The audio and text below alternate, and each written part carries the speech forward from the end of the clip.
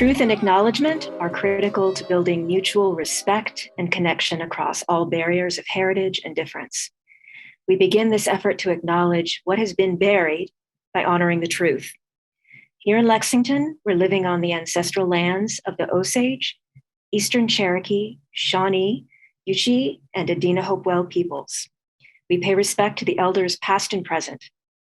Please take a moment to consider the many legacies of violence, displacement, migration, and settlement that bring us together here today.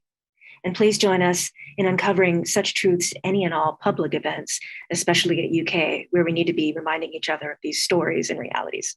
And I'd like to remind us too that land acknowledgements are best used as part of a decolonizing process that includes education about Native cultures, financial reparations, that's money and resources, and honoring the treaties the US government has historically broken with more than 600 indigenous tribal nations who are still alive and living among us.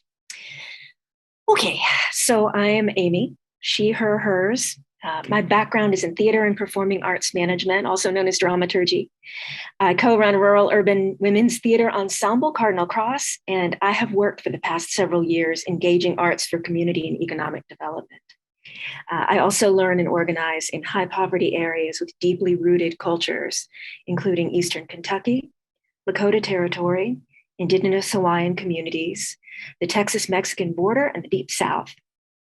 I'm a bridge person, which means in my work, I move among many different spaces and I build bridges to connect people across all of them. In the past, for example, I've gone from a small working group on inequality and arts nonprofit funding at the New School to presenting on community-based theater at a conference in Berkeley, to meeting with organizers for Black Belt citizens in the basement of the Quinn Chapel AME Church in Uniontown, Alabama, to producing a New York Scottish Appalachian Theater Festival in rural Tennessee. Today, I do contract work for a nonprofit that seeks to alleviate poverty. And in my day job, I'm a staff member here at UK with y'all, and I'm a staff rep on the college's DEI committee.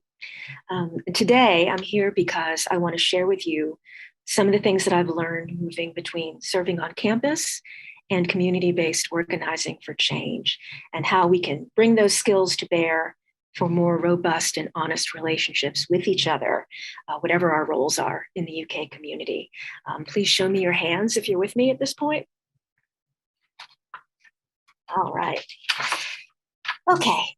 So this is an informal, non-academic session, which I will rely on some notes that you see here. So forgive me if I'm not making ultimate eye contact. Please move your body, eat, drink, breathe, do whatever you need to feel grounded and focused in this hour. If you need to shut off your camera and enjoy this session the way you do a podcast, I love it. If you want to have a million questions or ideas that you share, please drop them into the chat, which I actually can't see, so please bear that in mind. And our wonderful moderator, Candace, and also Kendriana, if she feels like it, will help us address them towards the end of this session, where I've tried to build in extra time for dialogues. But till then, I'm gonna hold the floor and I'm gonna move us forward with gentle momentum because time is flying. But rest assured that all the materials I cover and mention here are gonna be available to you via the recording, a Google resource doc that I will follow up with at a later date. You can capture keywords and phrases in your notes. You can hit me up via email. I will grab a cup of coffee with you. I was inspired by Martina Martin this morning, wanting to build a sister community based on these sessions. So don't stress about lost words, okay? Nothing is lost, and I promise that you're internalizing more of this than you know just by being present today. Okay. Do the worst job of PowerPoint here. All right. In our short list of slides, I want to begin with respect intersecting identities is my first thing I'd like to touch on with you. I took this photo in 2018 in Lakota Territory. That is my cohort of the Intercultural Leadership Institute. We were convening in person for the first time there. I like to start with an exercise called I Am From. Traditionally, we build poems from these complete statements, but today, if you all want to just drop some lines, I am from, into the chat for each other, that would be lovely. Mine might include, I am from Morgantown, West Virginia. I am from Polish Ashkenazi Holocaust survivors. I am from ornithologists, botanists, and geologists. I am from tiny, mean New York women. I am from lung disease. I am from 1977. I am from the stage and the page. I am from a yellow brick house. So as you drop your lines of poetry into the chat, who, what, where, and when are you from? What are the identities you carry into the workplace? Okay, I'm going to share some of them with you, Amy, since you can't see if you want to know. Sylvia says she's from West Germany. Jacqueline Jacob says she's from Canada. Nadisha, she's from Sri Lanka. Lisa's from Ohio.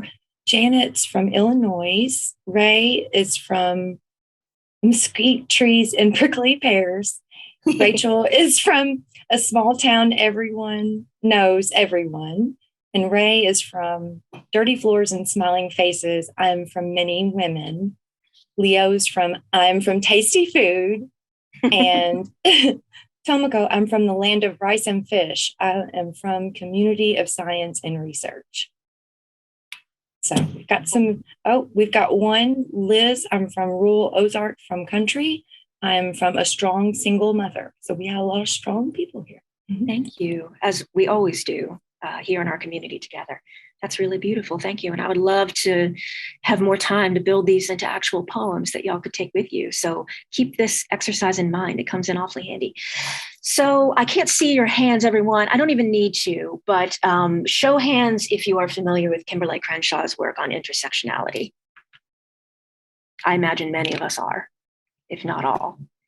So loosely, very loosely put, and please correct me if there are any corrections to be made, intersectionality discusses how complex identities, especially race, class, and gender, impact each other to impact us systemically, either privileging or disadvantaging us, depending on our proximity to whiteness, maleness, heterosexuality, et cetera, et cetera. Today, some of us were fortunate to hear Uriah Carter speak on JEDI, which brings a justice orientation to our intersectional equity, diversity, and inclusion work. JEDI shifts the focus to white accountability for dismantling white supremacy. So it's one thing to know this with our heads, and it's another to exist within that flux of identities that we encounter every day in our offices and our classrooms at UK, right? This is where our unconscious bias training comes in handy. Thank you, Dr. Nicole Martin. It's another thing to experience the interplay of our identities among the young people that we're committed to protect and educate, and among each other, all of us who are wealthy and poor, who are in our own racialized bodies and levels of ability and health and visibility. In a professionalized workplace, the hardest time to stay present is in the moment, when our identities bump up against each other. We feel the friction of our differences and we bruise people. And we are bruised by these encounters, which are sometimes called microaggressions. And this accumulates, right? It can fester. And our DEI and JEDI and intersectionality training is not always sufficient to answer the awkwardness and the pain and sometimes the violence of our behaviors towards each other. I've observed that white academics in particular struggle to recognize the limits of our cultural authority. Now, we know on some level that a high IQ or a PhD in post-colonial studies or economics doesn't confer racial literacy or class consciousness. Lived experience of racial oppression and poverty, learning from others who have survived them gives us those things. As white liberal professionals serving on DEI committees, sometimes we forget this, and sometimes we profit at the expense of the people that we claim to center in our work. I hope that you're with me on that. In community work, when intersectional identity brings conflict, we sit with each other over food whenever possible, or in a circle. We name the tension. Within it, we look to see the whole person and to make amends to whatever extent the other person is willing to engage. Title, degree, job classification. These are not the alpha and the omega of how we understand each other in communities, as organizers especially. And we don't have to reduce each other to those categories here either. I once worked with a woman who really challenged my patience. She didn't honor time commitments. And when she did show up, she had a tendency to walk in and take immediate control of situations in a way that, frankly, undermined and embarrassed me. In a professional setting, these are grounds for formal grievance. I'm sure most of us have experienced some version of this. It can break trust among colleagues. Now, when I spoke with her to resolve these problems, I learned that not only did she have a chronic illness that often impacted her schedule, she was a caregiver for a partner who had a chronic illness as well. In other words, she was used to making a lot of unilateral decisions on the fly, and she had to restructure her day hour by hour, depending on her flare-ups, because that's what she needed to survive. I let her know the ways in which boundaries and communication had saved my life. When we intentionally told each other these truths, I could see the ableism in my assumptions and expectations, which even as a full-time caregiver for my elderly dad and my own time pressures, I had missed. And I could adjust my entitlements. Now, did this resolve all our issues? No, it didn't. Of course, nothing is a quick fix or a silver bullet, but it gave me a context in which I could see her as a complex human being doing her best rather than a collection of annoying traits inconveniencing me. It restored some balance to our situation and our relationship, and that made our work possible. So doing all this, I wasn't entirely sure that my supervisor had my back. I've been hurt by men in authority in the past. Full disclosure, that's part of my identity. Truth and vulnerability are hard for me sometimes. So there were times when I felt bruised by what I perceived as maybe a lack of empathy for dynamics that women face in the workplace. And I told him so, and he heard me. But here's the thing. He heard me from his perspective and his identity, which is complex. And it involves, among other things, I would learn from him over time, that he survived being a child soldier in the Nigerian Civil War before I was born. So is he a compassionate leader? In my experience, yes, he is. Through the lens of his experiences and his abilities and his comfort. When my parents died last year at this time, he took me to lunch at Champion's Kitchen, and we sat there over our little chicken tenders, eating together quietly. And he just looked down and he said, I am not an emotional person. And I heard him. What was said and what was unsaid. Not just through the lens of a pissed off, low wage worker with a white feminist Gen X agenda, but as someone who has invested years alongside him to build respect and healthy boundaries in our office, and as someone in whom he has invested his trust.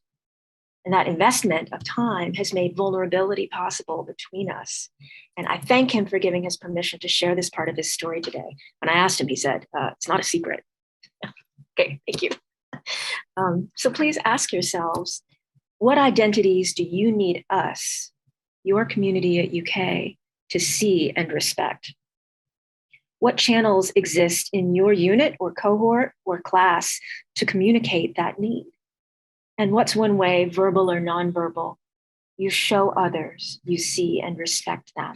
I'm going to ask you to hold on to some of these and note them and maybe bring them back up as we reach the end, because I'm going to ask a lot of questions in this session for you to kind of meditate on and think about. We probably don't have time to address them all other than rhetorically. All right. Number 2, a favorite of mine, create community agreements. This is actually the only photo that I didn't take. Thank you, Sam Brad from Drawing Change. I appreciate this. These are some good community agreements. All right. So a lot of credit in this section goes to the National Equity Project and Alternate Roots. One of my favorite organizations is the Regional Organization of Theaters South. But it's not just theater. It's a loose coalition of Appalachian and Southern culturally rooted artists, cultural workers, and organizers. And this, oh my God, this group of people is the bomb. They are so great. If you don't know Alternate Roots, please check out their work. All right, we don't always have a shared vocabulary. right? Or even a worldview with which to encounter difference within our various communities. We don't always agree on ways to reduce harm when we're sharing space. For example, as an administrator, when I walk down the hall outside my office and I see a student unmasked, wearing anti-vaccination messages, I conclude that they and I have fundamental disagreements about definitions of community and how we show up for each other.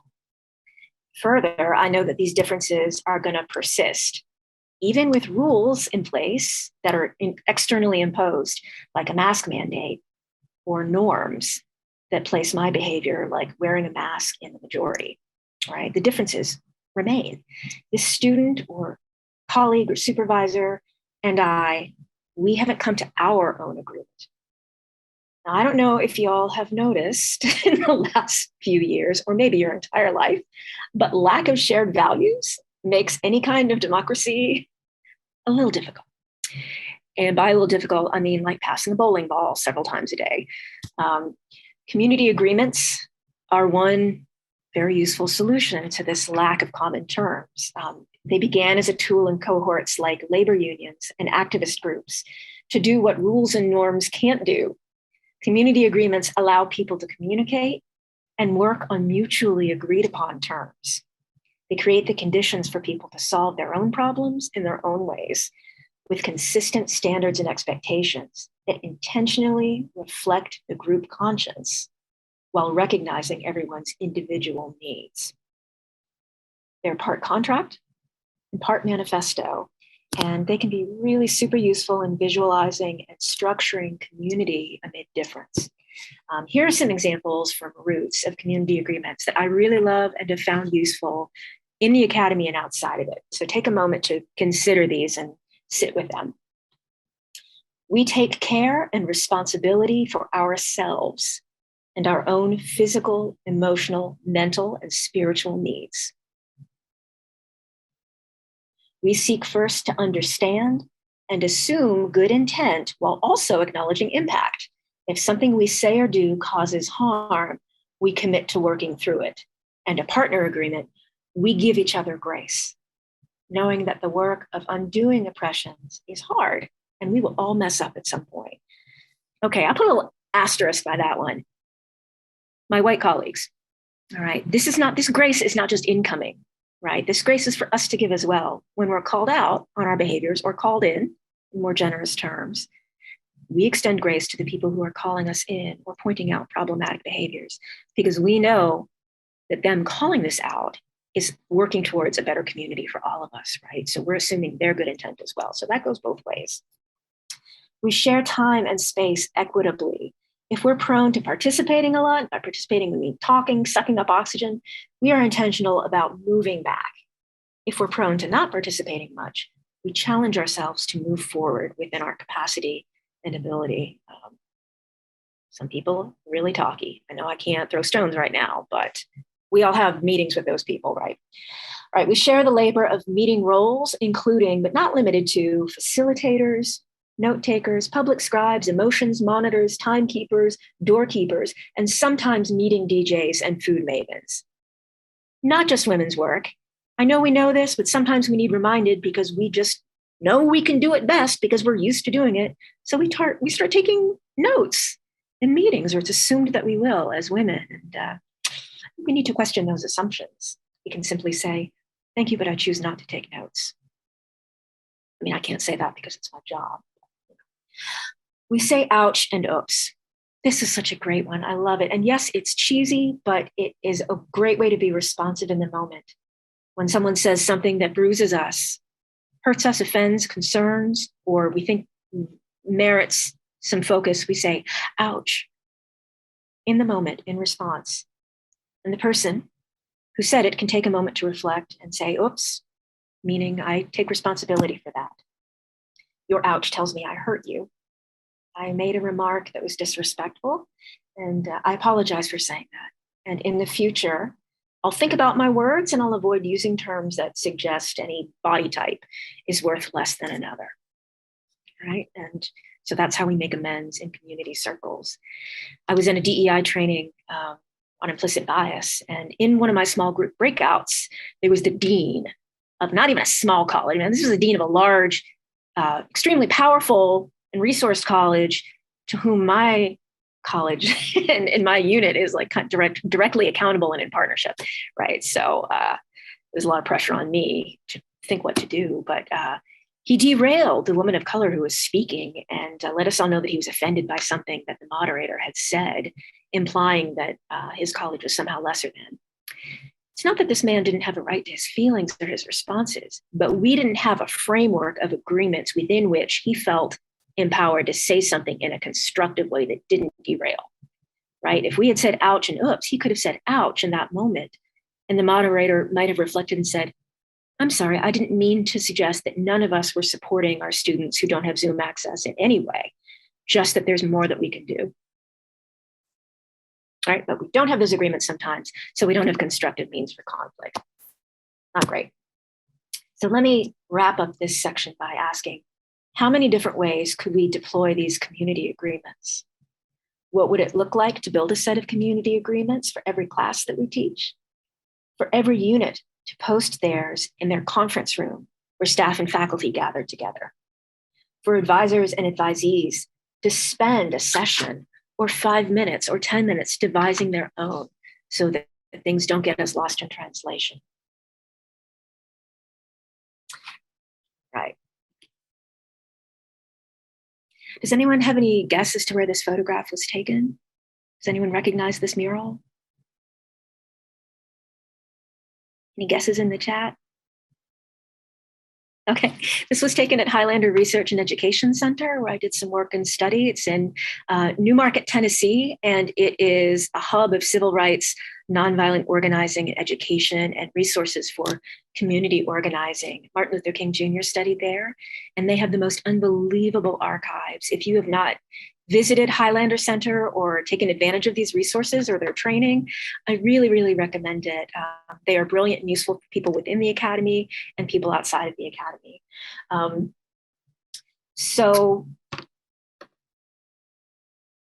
Right now, I want you to envision for me the absolute highest profile, baddest ass version of whatever your role at UK is.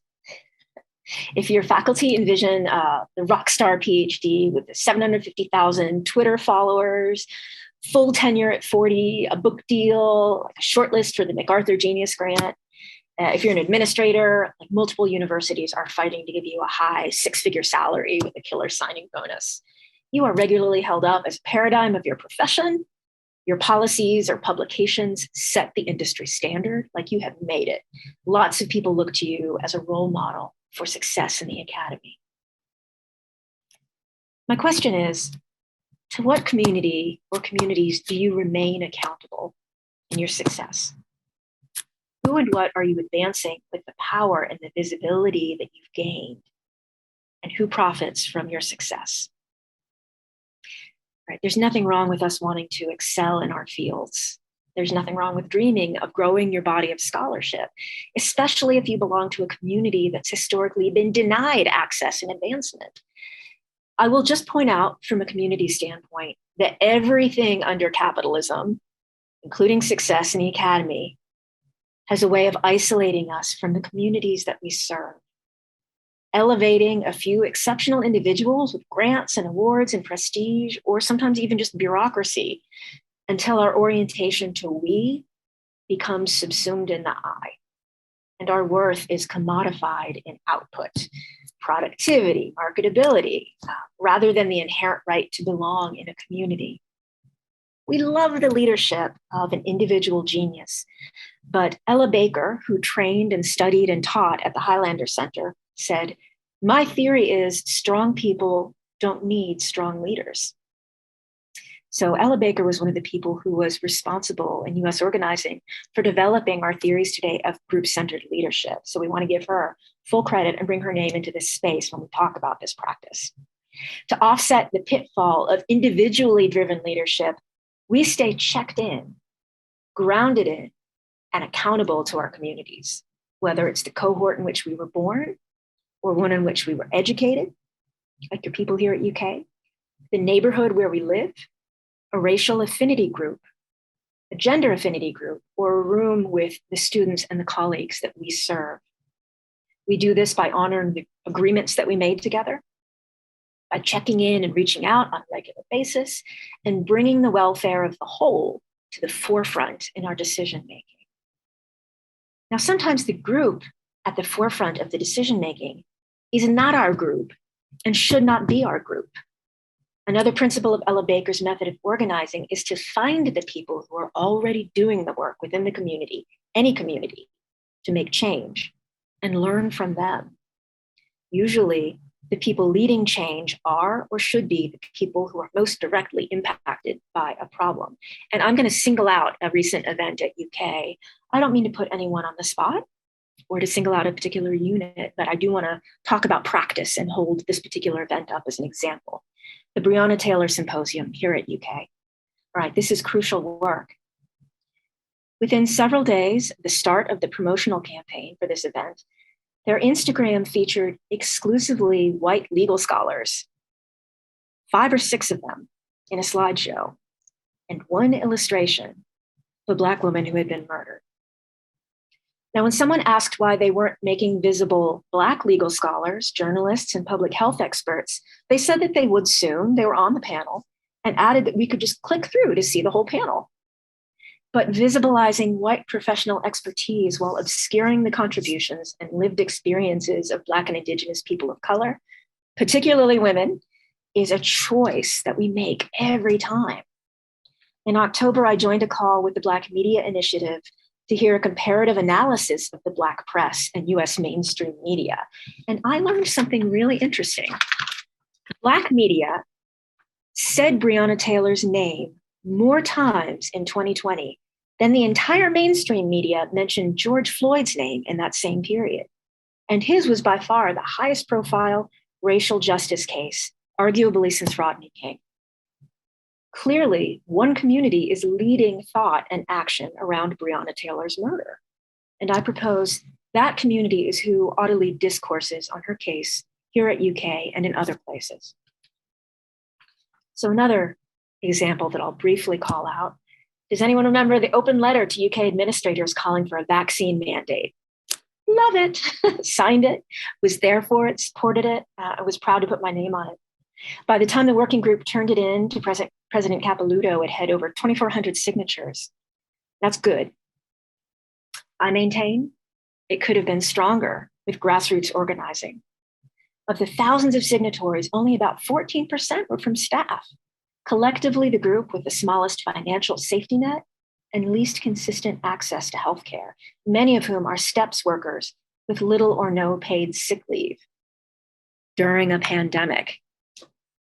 So instead of growing grassroots support for the vaccine mandate by working through organizations and units that serve and engage low-wage workers, the way I started out here as a STEPS employee, we're the most vulnerable but essential personnel on campus. The researchers published their really excellent piece of policy and research from a place of comparative academic privilege, and the word trickled down and out. The problem here is that power doesn't trickle down much better than prosperity does. So the results were not totally reflective of the huge scope of community approval for vaccine mandates. But this is complicated by the fact that many of the people who led this effort were researchers and academics of color. So let's reconcile those things in our mind. It's a complex situation.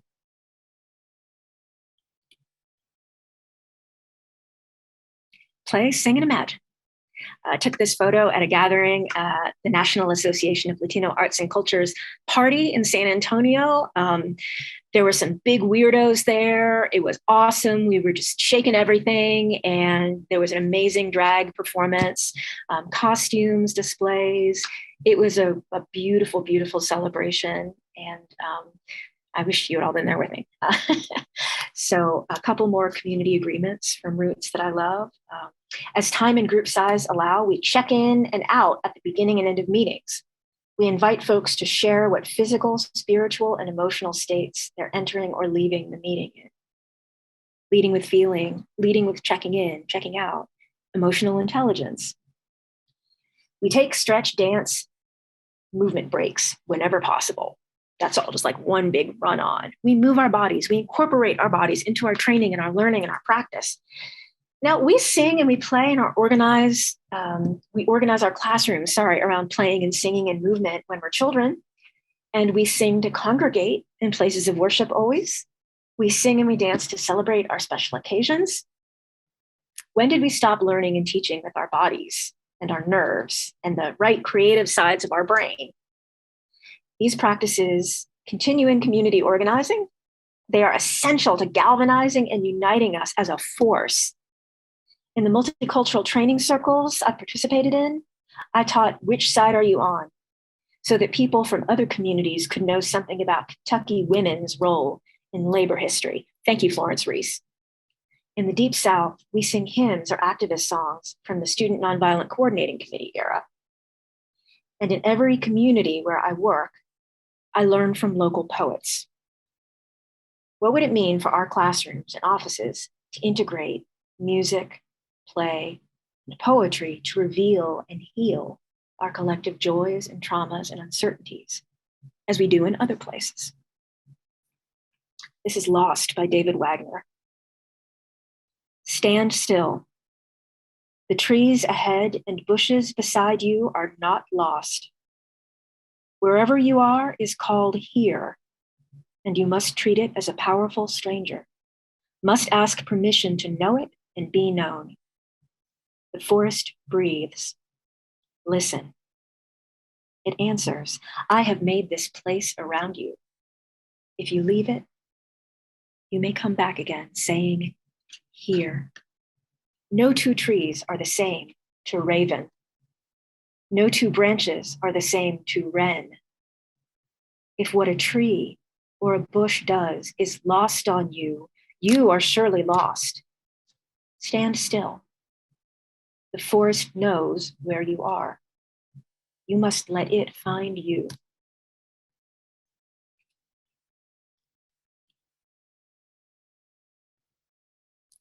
This is Texas Mexican chef Edan Medrano, who taught a session for an afternoon with us on integrating his indigenous identity into his cooking along the Texas-Mexican border. And he helped us prepare ourselves a really beautiful meal that we used to feed the community.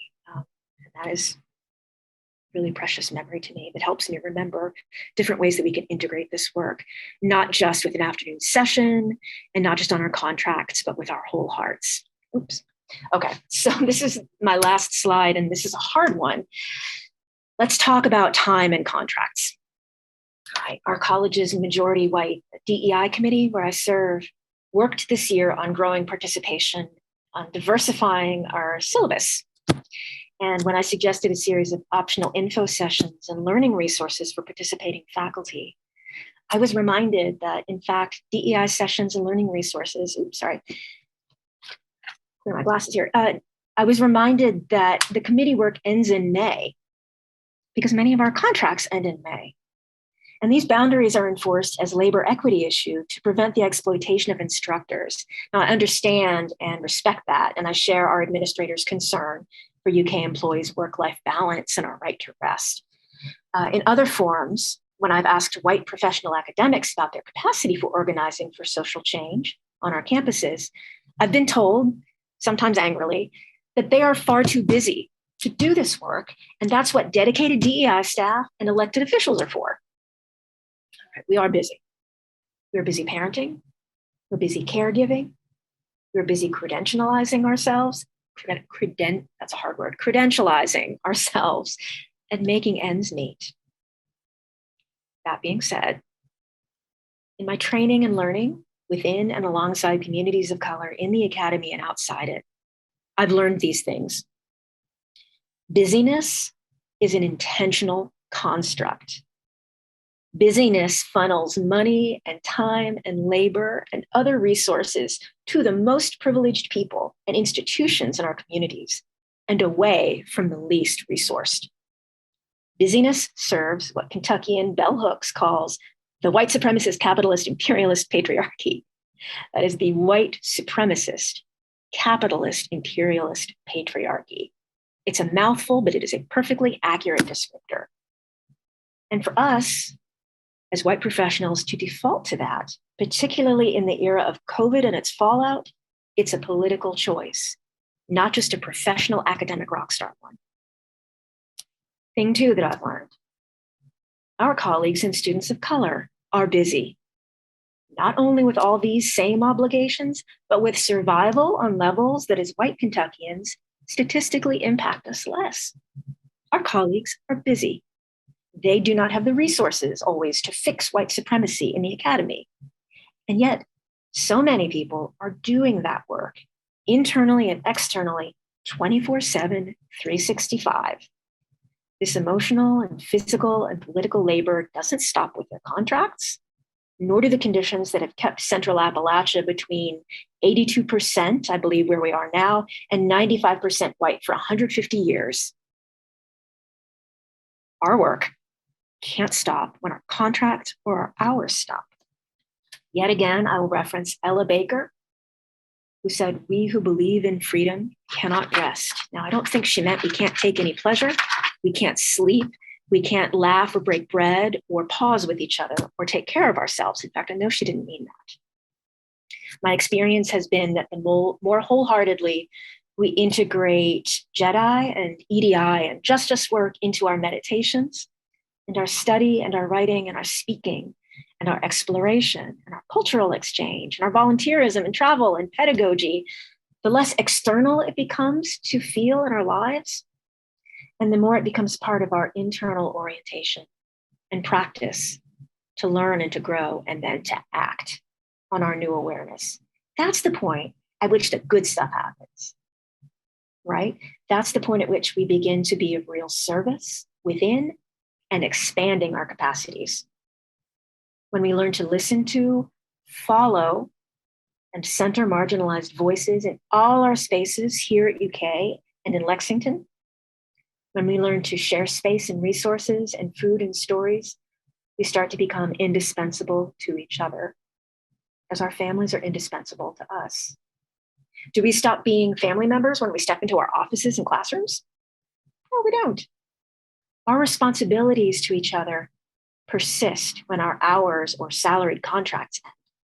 We can deny that, and many of us do, but we can't deny the evidence of our failure to honor these responsibilities, the evidence in Congress, evidence in our schools and in our streets. I listen and I feel, and I know that many of us feel the brokenness in our communities right now. And I want to say that no strong leader is coming to fix this for us. Women, that power and responsibility is ours. And that is a beautiful, beautiful thing if we own it. Community healing is a source of abiding strength that no government or boss or authority on earth can take from us. So I would encourage us to lean into that. And if we can face that work together here in our professional roles, I say we are a community. We'll continue to build the community that we envision, and together we will dismantle systems that threaten the balance and the integrity of our community.